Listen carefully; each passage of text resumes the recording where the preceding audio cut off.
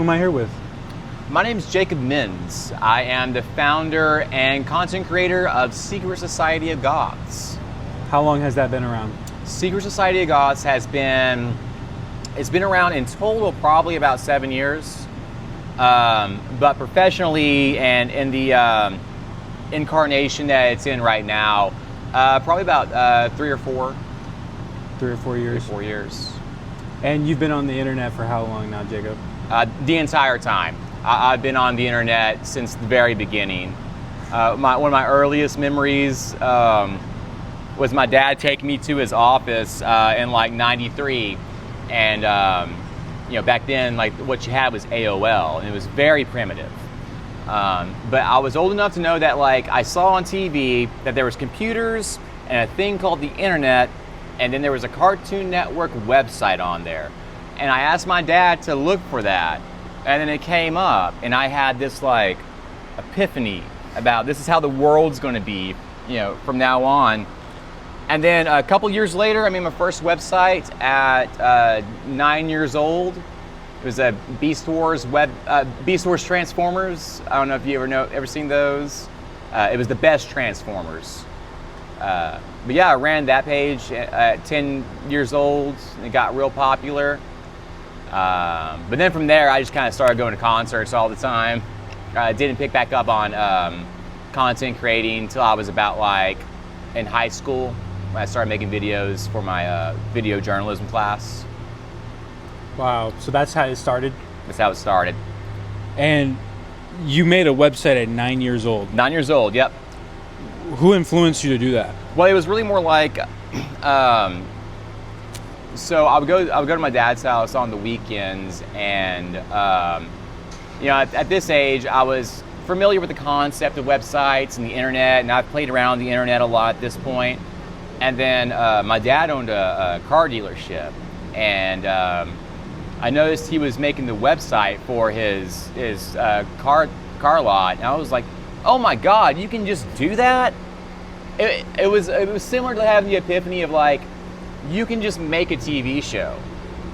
It was like the same equivalent. I was like, can I do one? And it was like, yeah. And that's basically how it happened. Jacob, can I see you without your glasses on? Man. Is it okay if we do the interview without the glasses? Sure. Because I think people really can connect to your eyes, man. Beautiful. Awesome. Now, where did you find me at specifically? I'm curious. So I keep up with what's happening in the homeless communities online, partially because I still know a lot of people down there, and I think you just came up in the algorithm this morning on YouTube, and I saw that, and when I was listening to what the guy was saying, he was saying a lot of things that I had already predicted would happen. And it's really well documented. I was, online saying they are going to start disappearing, the homeless. And at that point, it was already kind of happening. Yeah. Yeah. Because this has been happening. It's been happening. Yeah. Slowly. It's almost like an accumulation thing. Yeah. A lot of times it gets like attributed to the slasher, but only people who don't live downtown believe in the Rainy Street slasher. Yeah, that's not real. Right. It's just, well, who is it? It's just the agents or what? Well, the people on the street say the real Rainy Street slasher is K2. That's what's killing everybody. But it's mostly killing homeless people, and the media doesn't acknowledge them as like real people, so they never get talked about. So why is your interest in a high degree with the homeless community? Well, first and foremost, like when you go through it yourself, you see how it really is, and you see that it really is. It really is designed to be the ultimate punishment of our society. When you've failed to maintain your financial responsibilities, go to work, contribute to the structure, this is your punishment. And once you get down there, you're a dirty. forever. And I've noticed like how many people have been trapped in that loop. For one, but also the way the economy is going, there's about to be a whole nother class of people that drops down into homelessness. There's about to be. Wow. So when it's already full, where are they going to put those people? When like it's already maxed out, they already don't have the funding. They now have twice as much volume. Do you really think they're going to put up with that? What are you going? They're going to. The reason they're being pushed downtown is so they can be put on buses. This isn't the first time this has happened. A couple of years ago, they bussed up a bunch of homeless people up to Portland, I think it was, just to move the problem somewhere else. And there's, they really love putting Band-Aids on cancer. Band-Aids on cancer. Yeah, they're big fans of that. What inspired you to be a voice for the people? I don't know that I have a good answer for that because I've always just kind of been mouthy, in the first place. I was, what some would refer to as like a keyboard warrior. Like I'm really good at arguing with people because I spent, my entire life arguing with people online. And, you get enough people like agreeing with you and enough people behind you. It's less of a, I have decided to do this and more of, I have found myself chosen. It's less chosen and more of like, it's just how it happened. It's just what happened. Yeah, I don't think anyone specifically chose me. Yeah. Interesting. So it just, you ended up falling into what you got yourself into by being who you are. Yeah. You can find in several like Eastern philosophies, and there's a lot of different interpretations of this. But they have a concept of dharma, and one way you can think about it, and I'm sure I'm going to get a bunch of people who know more about it than me that are going to be offended, but one of the ways I was told to think about it was, it's what you do. It's just what you do. And one of the ways to fall into a Zen state, or whatever the right way of saying it is to follow your dharma and to not fight it. And when your dharma is to just speak, you just do it. That's fascinating. I felt that, I just never knew how to describe that. Yeah. I appreciate that. Because everybody has like their thing. Yeah. Your dharma is your thing. And I think we live in a society where it's not convenient to the rich people for us to follow our dharma, so we are discouraged from doing that. Now I'm gonna put your links in the description, but you showed me a video you just edited, and you edited that on a broken down Galaxy what? 19? Well, some of the videos back when I was first starting my earlier cuts were done on a Galaxy S9 that had a screen that was just shattered, and but that was the only way I could make money. So I would be editing with a broken, like shattered screen, like getting glass, like in my thumbs, like picking it out, and like it would be bleeding and shit. And if someone sees this video and says, "Hey,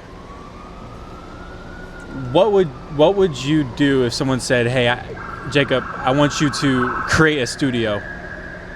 Don't think money. Don't think money. Don't even think anything about money. Just create a studio." Is that kind of what you're looking for? Are you saying like I'd be given money to like build a studio? Yeah, if someone was just say, "Hey, build your own studio," what would you make a studio like? It wouldn't be too big. There would obviously be a space for a full band to play. That would definitely be there. But I'm pretty minimalist. I don't really. Most of the style is just done in the editing. So I don't really need too much. I guess it depends on the project that I was working on at the time. So you could have a studio with a laptop and a cell phone at the park with some Wi-Fi. I mean, like a lot of my office at the Arch, and the Arch is the homeless center downtown. I just had like, they gave me like a corner of an office. There's a computer room there, and then they had these like private offices that were like glass walled. And basically, the staff like saw what my job was and saw how I made money and saw that like people would be like messing with me when I was trying to work. So I just sat in the corner and just did everything from there. Just fine. And how long did you see yourself at the Arch? Well, there was times that I was there 3 years. You know, I could have gotten out earlier, but just because of like where it was located, it was almost like the spirits like twisting the universe to put me exactly where I need to be to run out and record the bands who were playing just next door. Just run out and record them. So now I have this much more of this artist that I've been like working for. And it's like South by Southwest would come by, and I did a full like hour video just over South by just from being there. Yeah. You know, up until the election, it was a blessing. Like it was a blessing. But I remember election night, and there was just like a cold shift in the air, and you could feel it. You could feel it into the next day. It almost felt like I don't know how many people have done like hard drugs, but you'll have nights where you have the most fun you've ever had in your life, but you do a bunch of fucked up shit, and then you wake up with a world of regret. Like that feeling was that feeling, this shocked feeling. If you've ever seen a movie called Kids, there's a last scene where the kid figures out he's got AIDS. The expression he had on his face was the expression that I had. And it was a time. Yeah. Wow, man. So what have you seen change from your point of view since the election? In regards to what's going on downtown? Yeah, in regards to what you cover on your platforms.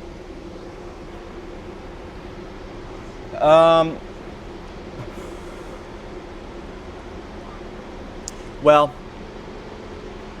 I did notice that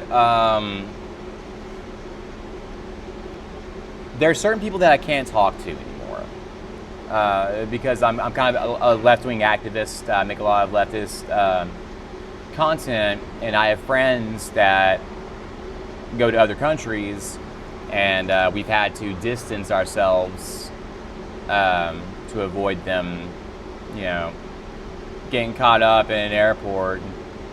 Why were you friends with this left-wing extremist? You know, that's tense. People are a lot more scared of what they're saying now.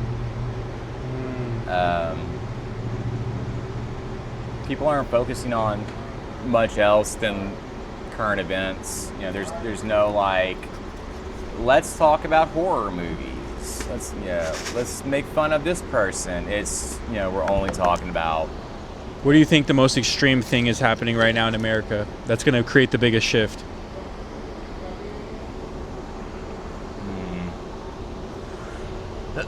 Well, I mean, I don't think Trump's getting out of this Epstein thing. When the whole thing started. Why is he shutting that down every time it's brought up? Because he's in it. You know, he's in it. I mean, it's obvious. I mean, that's just what it is. But there's a part of me that like makes me think that if he just said like, yeah, I did it. I am a pedophile. I did fuck those girls. Everybody be like, oh well, that's just Trump, because they'll forgive him for anything. Like I don't see like they have forgotten. His followers have forgotten that he ordered his followers to storm the Capitol. First they denied it, but now they just forgot about it. I don't see why this would be any different, to be honest with you. So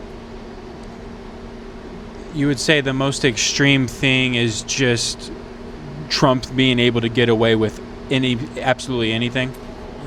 Well, I mean, that is kind of, you know, in the bigger picture, that is it, because they did, you know, the Supreme Court ruled that you basically can't, like, you know, charge him with anything. He can't be held accountable for anything. And, you know, there's not three equal branches of government anymore. That would probably be the most, I guess, like, extreme thing, is that those three branches have been consolidated into one power. That's probably the most, like, extreme thing on the grandest scale, because that, you know, it's hard to define the United States government after that, and now it is just whatever Trump wants it to be. What does that lead us to? Well, a lot of dead people for sure. I don't know. I would. I think they're getting ready for. They weren't ready for the BLM protests. They were not ready for that. They didn't know how to handle that, and that scared the rich people more than anything in the past forever. That was their moment when they realized that, oh, they will eat us. Like, they will drag us out of these streets and kill us. And then Luigi happened, and now they're like, oh, no, they will absolutely. So after that, you know, once again, it's still like this whole goal of canceling the elections to be president forever. Sending in more troops for that. And man, I got lost in thought for a second there. I had it and I lost it. Where was I at? You're good, man. Yeah, because it's a long trail. Yeah, I'm sure you have a lot on your mind. Yeah. Because I took a look. You guys got to check out his channel. Shout out your channel. Secret Society of Goths. You got to check this channel out, guys. I checked it out myself. It's very interesting. You're not. People would look at your channel and think conspiracy theorist. What would you tell those people? No, because I don't really do conspiracy theories. It's really more of like, I see because I don't clip conspiracy theories. I clip news articles and then just get my thoughts on them. Sure. But I can see how it would look that way. Right. For sure. Right. For sure. Because, like, you know, nowadays, things that we would call conspiracy theories are just fucking happening. And a lot of times, because it's so crazy, yeah, you can't make this up. A woman was kept alive in a Florida hospital after she had died to like birth a baby. They birthed the baby out of a dead woman. That happened. But like, you post it, and we've been conditioned for the past like 15 years of what a conspiracy theory post looks like, and that's what that looks like, even though it's really happening. I'm curious to know, with your following and what the topics you're talking about, are you scared to get assassinated? Because I'm sure you've had death threats already. Oh yeah, I've had. I mean, you get kind of. I mean, I was really involved with the BLM protests, and I got a lot around then, and that kind of calluses you a little bit. But it is good to have an escape route in mind, in case you get a little too spooked. You might find yourself 17 years old in Mexico. There was one time during the BLM protests when I was living up in Denton, Texas, and there was a punk show downtown on the square, and I've been in the underground music scene my entire life. I went to my first show at 11 years old. I've been to a show every weekend since. You hear skinheads you hear of Nazi punks, but you never see them, like not in real life. But here I am at Denton, Texas in 2018, and I'll be goddamn, like skinhead, the laces, all of it. And they knew who I was, and they followed me after I left. That's a scary moment. I mean, I kind of like saw them. You know when you're being watched. Yeah. You know, especially when you've been involved with Antifa forever and everybody knows it. Like that was kind of a moment when I was there by myself that I kind of had to dip out like some back ways to get away.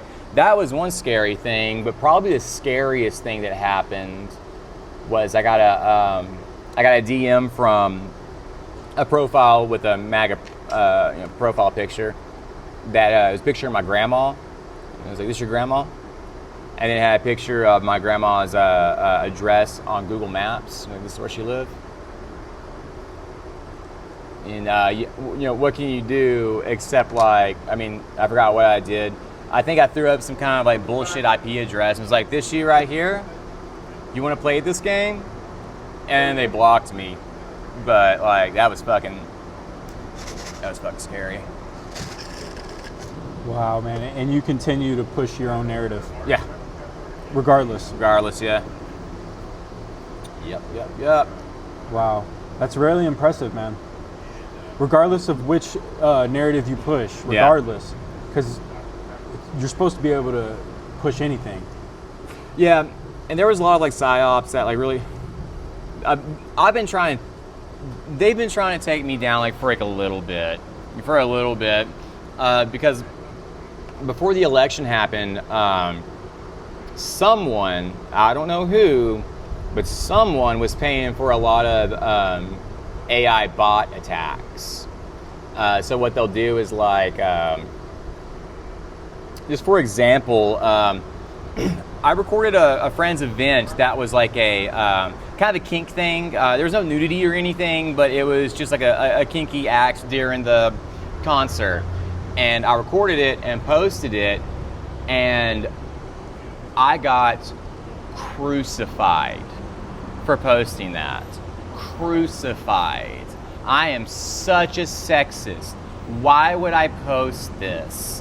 Like, what? Like, you must love violence against women. You're probably a rapist. You're probably a pedophile. Just on and on and on. And then at the time, like, I didn't really have a concept of bot attacks at the time.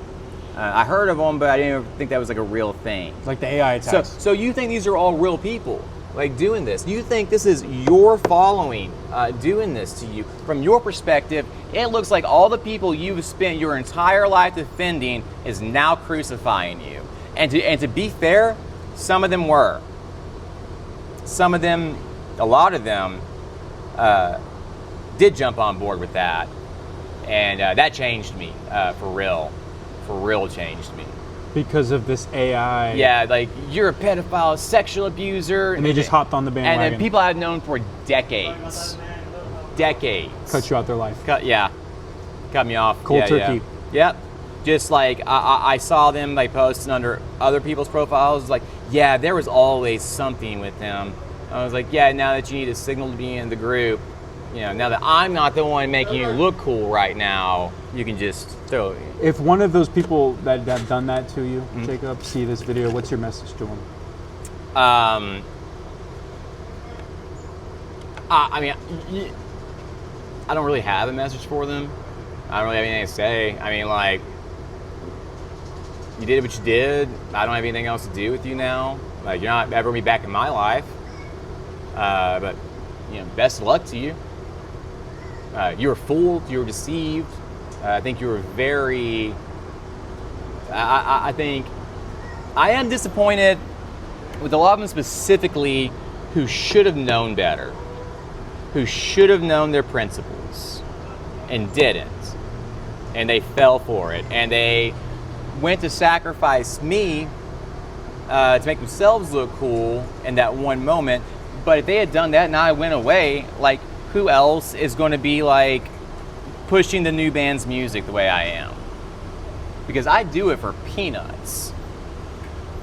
She's feeding the birds over there. Yeah, they do that. That's Is cool. it looking cool behind me though? Yeah, it's looking like you're a hero right now. Hell yeah. So basically what you're saying, and I kind of sum it up in my perspective, you don't have a message for them because when sheep are led a certain way, you don't ask why. Yeah, that's what's happening. They were sheep walking. But yeah, there was like a real shitty attitude towards men in the goth community over the past 2 years. And I think a lot of that was fueled by AI bot influence. I have a feeling that like a lot of women, especially in like the alternative communities, had their TikTok and Reels feeds flooded with content that was just telling me how dangerous men are. I was assaulted. Just every single one of those was a video about how evil men are, right? But then you look on yours or mine, and it shows us a bunch of videos of women just being shitty, being ungrateful, and that's what we're seeing, and that's going to stoke just from us seeing that will stoke resentment and distrust, and then I'll post something that the GOP might not like. They'll throw a bot up in there. I heard that you were touching kids, and all of a sudden, anyone who sees that comment no longer cares about what I'm talking about. All of a sudden, it's what were you doing, and then the plot's lost. And that's how, and that a lot of it ended up, How many people know about that AI comments that are shifting viewers' perspectives? To be perfectly fair, at that time, virtually no one. No one really knew about. Yeah. I would say that not many people know that. Watching this right now, I don't know that for sure, but I bet a very large percentage. Yeah, that's one of the ways they manipulate people online. So now we have this deep distrust between men and women, and it was manipulated by the content that we were fed. It didn't help that we forgot how to talk to each other in person around 2020. So nobody's ever around each other anymore. See, most of these girls that are on TikTok talking about how bad men are, they don't know any men. They don't know any men. They're just repeating what another one told them, because nobody has friends anymore. Everyone's sitting and everybody's going to work, and if they have a job, and then coming home and sitting on their phone or their laptop, because nobody drinks anymore. So nobody's going out to bars and hanging out anymore. Nobody's going to shows anymore. So if all we know about each other is what we see through the screen, of course we're scared of each other. Of course we don't trust each other. And that's the way the regime wants it. Because another goal they have, besides canceling the elections, is bringing back slavery, because it was never really outlawed. It was never really banned. Slavery is still illegal if you're incarcerated. So check this out. Next time you're scrolling through your Facebook feed, I want you to pay attention to the next meme that you see, where it's two dudes in a jail cell with a whole bunch of ramen noodles, and they're all like, I'm locked up, but I'm still stacking. That's in there to get dudes used to the idea of succeeding while incarcerated, right? They're getting them used to the idea of being locked up and making it look cool. And if the women don't trust them in any way, they're not going to give a shit that they're locked up. There's not going to be any wives crying, because there's no wives. Yeah. Wow. You're definitely opening up my mind to a broader perspective. Mm-hmm. Would you be interested, in Jacob, in doing follow-up interviews? Absolutely. A series? Absolutely. Because I think you're definitely an interesting character. And you said you've been editing since how long now? I'm 36, so that means 22 years. 22 years. Very impressive. Thank you. Who do you look up to? Who do I look up to? My grandma. First and foremost, she raised me. But I think y'all are looking for celebrities. No, just mentors. Just people that connect to what you're saying and want to hear who you're getting this information from. So I listen to a lot of Robert Evans. I listen to a lot of Behind the Bastards, which is a good podcast. Some More News is a good one. Chapo Trap House. These are all kind of comedy ones. But there's another podcast called the It's Going Down podcast, and that's an anarchist podcast. But mainly, I don't really look to other people for their opinions. I've worked for NBC before, and I majored in journalism or communications in college. So like, I'm trained to look at several articles and like put together the picture. And be able to present that in a marketable fashion. Yep. Yes, I am. Whose team are you on? Whose team? I'm on my team. I'm on the Secret Society of Goths team. I think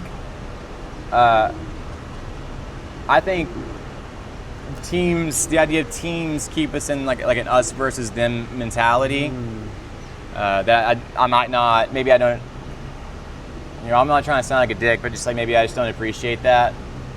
100%. Yeah. But you're not on like NBC. I would consider them as a team. I would consider them as an outlet. An outlet. Okay. I mean, I used to work for NBC, but like they're an outlet. Right. But you were on their team. I was a video editor. I don't know. Like I was a sound tech, and like I clipped the videos to make them. Gotcha. Yeah, I wasn't a writer or a reporter. Awesome. But so what you're saying is you're in your own free agency right now. Yeah, I think teams are dangerous. I don't think that.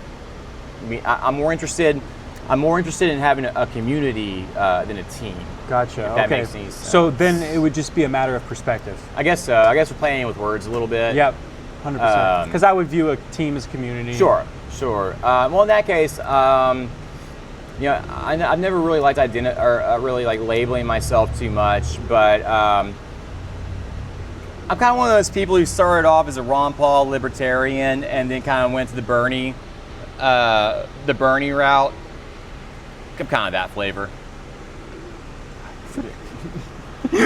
And you're a comedian too. No, but I was thinking about doing some going downtown and doing a couple open mics. Because a lot of those comedians, the ones that aren't like the Rogan Bros, are really good people. You ever heard of Nick James? Nick James? I don't know. He was on Kill Tony. I don't know if I met him. Or Leslie Childs? See, David Jolly. David Jolly was a friend of mine. Okay. Do you know Unk? I know. He's an older black dude. Yeah. Dude, he's like, because for a little bit I was living on the duplex that was on top of Moose Knuckle. Yeah. I was living there for a while, and then just one day I just went down to smoke a blunt, and David Jolly was there with Cam Patterson, right? And I was smoking a blunt, and then I could tell they were comedians. I just moved in, I'm trying to meet people, and they're like, I'm David Jolly, I'm Cam Patterson. And I pointed at Cam, I was like, I know who you are, you like rocks. Do you know who Cam Patterson is? I don't know who that is. He was the black comedian who liked rocks. He liked rocks. Okay. You didn't see that one? I've never seen Brother, I got to send it to you. It's real funny. You show me out. Really great dudes. So anyway, I brought them up into the apartment, and we smoked for a little bit. And they're all like, why don't you just come hang out with us the rest of the night? We'll just like take you to the clubs and show you around. And they made me feel so welcome. Yeah. David Jolly, shout out Unk. Shout out Unk. Kill Tony's what's his name? Tony Hinchcliffe. That motherfucker has to be like 4'3", and he always like recognized me before I recognized him, because he like where the sidewalk was, you would walk down like past like where my apartment was, and then Comedy Mothership was just the next block over, and so you'd see him walk by, and then you know how you see somebody in the distance and you recognize a shape but you don't know who it is. So I'm just going like, and I'm hearing, hey. And I'm like, oh, Tony, hey, what's up? Hey. Fucking nerd. It's fucking awkward. That's funny. One other comedian I want to mention who was really cool. Esparza, Felipe Esparza. Do you know who that is? Mm-mm. Do you know who Gabriel Iglesias is? Yeah. Fluffy. So his the best friend. He had his own Netflix. Yeah. Show. Yeah. Or season. Or, yeah, you talking about the one with the long hair? Fluffy. It was Fluffy's best friend that he talks about that I met. His name's Philippe. Okay. And he's doing comedy too. He's way cooler. This dude's actually cool.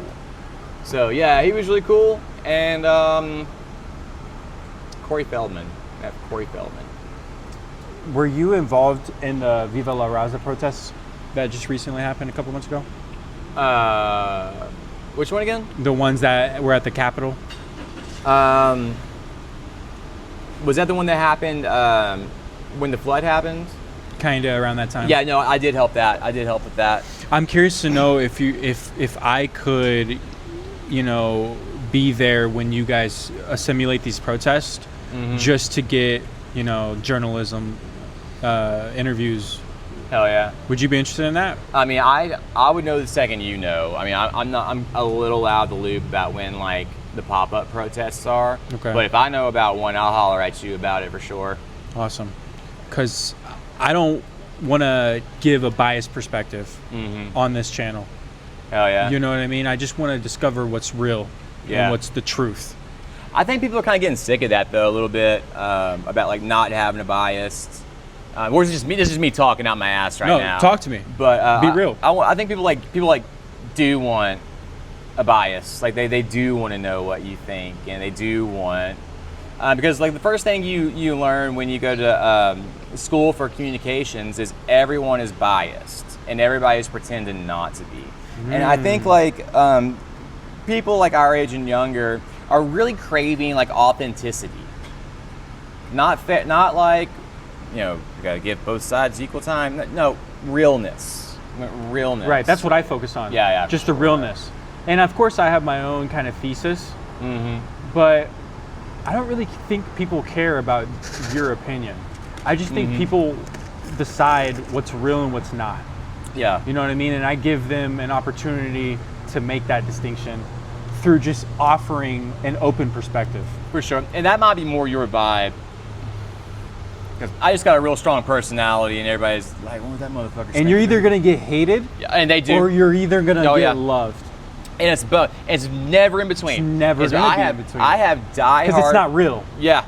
I have these diehard fans that would like, if I ask for money, they'll like give it to me. And then I have also this other group of people who I think they're plotting my death. They might be my demise, bare minimum.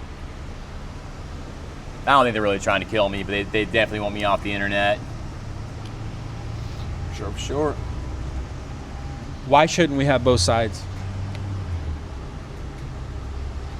Why shouldn't we have because both if sides? if they took you off the internet because they want to take away your narrative, why would be the purpose of doing that? Well, because the lines aren't really drawn at right and left. That's just what the rich people want us to think. The lines are really drawn at rich and poor.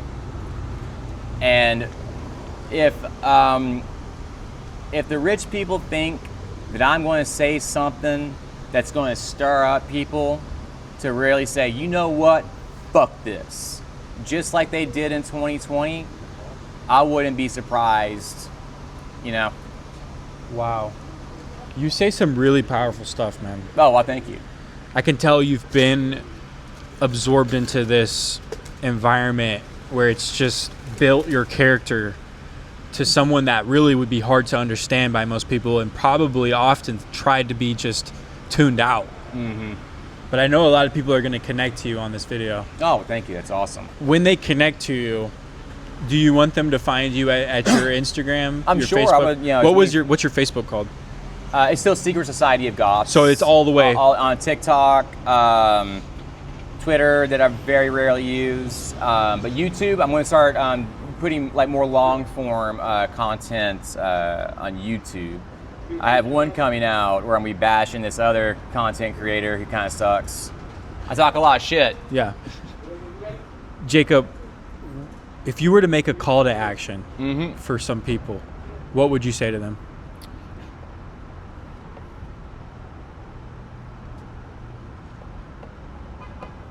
I think a general strike might be something we need to actually organize, because that will really bring everything to the halt. I mean, that's the one thing we can do to really bring the rich to their knees if we all, at the same time, and I understand that's just like a pipe dream, thinking that we're all going to drop our greed and ourselves at the same time, but if we stop working all at the same time, it'll collapse, and then we have them held ransom.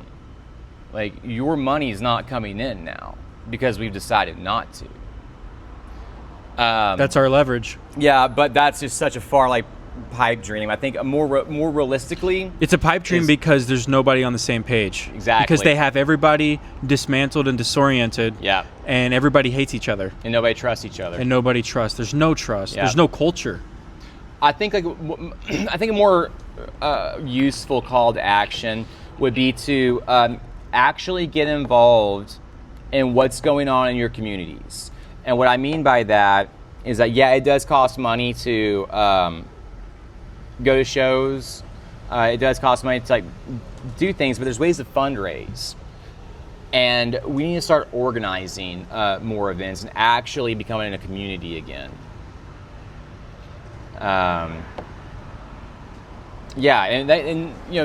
There's people who live in small towns that are gonna have a hard time doing that. Yeah, you're gonna have to go over to the next big town and organize it there. But I grew up in a town of 2,000 people that was 2 hours away from any town. If I can do it, y'all can get out.